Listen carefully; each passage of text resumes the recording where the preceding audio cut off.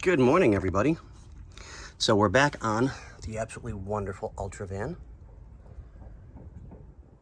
and we're doing our inspection. All four wheels come off one at a time, of course, and we inspect everything for bushings, brake parts, pads, shoes, drums, all of that, so we know exactly what's going on with the vehicle, and so does the client. So this is a pretty beefy suspension system on this. I kind of like it.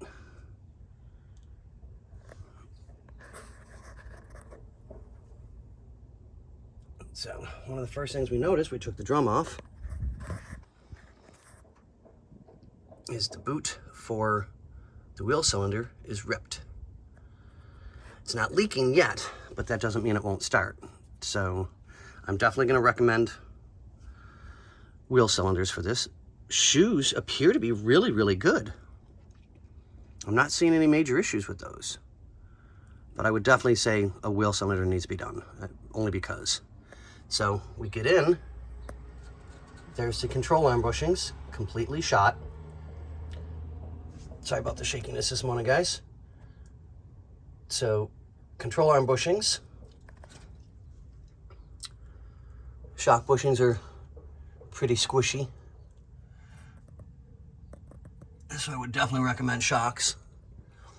And as I was looking, the heater duct. So apparently somebody taped it in at some point, and it's not hooked up anymore. So we'll get that fixed as well. And yes, I'm only doing one wheel at a time in the video, and what I see, I'm not going to keep going over other stuff unless it's something that needs to be pointed out. But yeah, this wheel doesn't look bad. A couple of minor things, control arm bushings, which we kind of figured, new rear shocks, but the wheel cylinders definitely got to be replaced. So I will put this all back together. I'll spray everything up real quick.